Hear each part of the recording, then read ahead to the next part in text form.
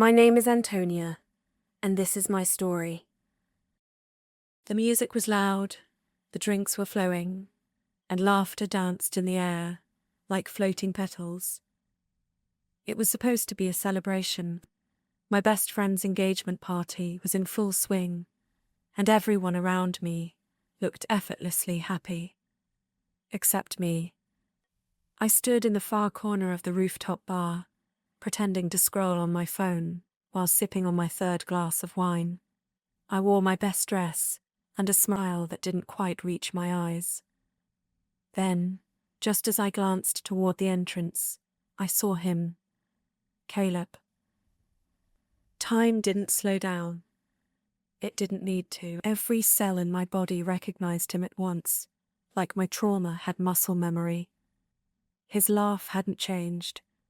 Neither had that cocky tilt of his head, or the way he thought he owned the room just by walking into it. He hadn't seen me yet, but I saw him and her, his new girl. Tall, polished, effortlessly stunning. I felt a lump rise in my throat, heavy with all the things I thought I'd buried. I didn't always hate him, I whispered to myself, gripping my glass tighter.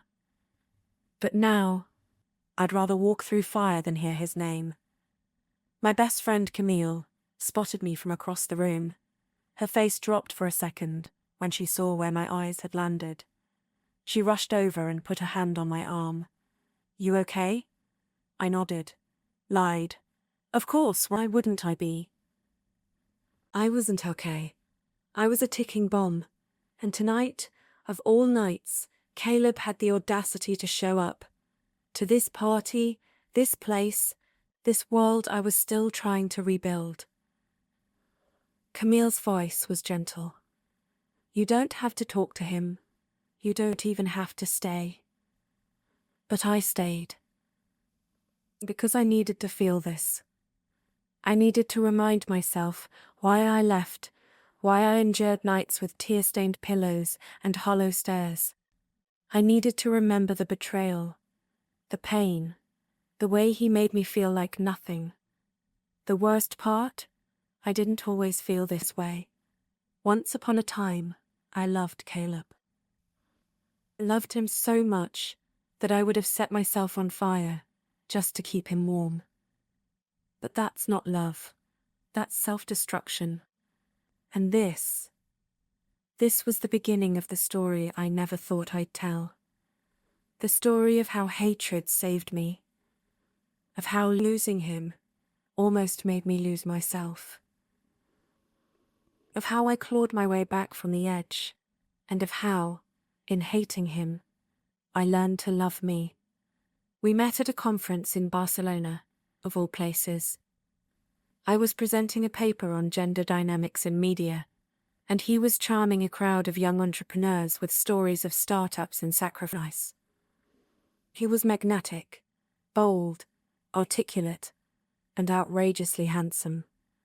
After the first night's networking mixer, he offered to walk me to my hotel. We stood under a street lamp, laughter trailing off into an easy silence. "Can I see you again?" he asked. I should have said no.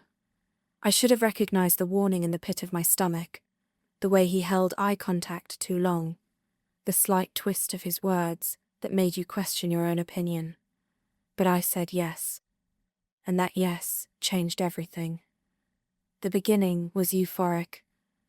Flowers sent to my office, deep conversations under starlit balconies, texts that made me smile at midnight. He listened, or at least, I thought he did. But even in the early days, there were cracks. He made subtle jokes about my job. "Oh, more feminism today," he'd tease. Or he'd roll his eyes when I corrected him on a sexist comment, saying, "You're too sensitive." I laughed it off. I was falling. I didn't want to ruin it. He didn't like my friends, especially the male ones. He'd talk me out of dinners, send passive-aggressive texts if I posted a story without him in it. And when I called him out, he'd flip it. I just care too much. That's my problem. By the time I moved in with him, I had stopped seeing most of my friends. The worst night came during a company gala. I had won an award, something I worked years for. He stood beside me during the photos, but sulked the entire ride home. You just love the attention, don't you? He spat. I remember looking at him and thinking, is this what love looks like? It took me months to answer that question. Leaving was hard, but staying would have broken me.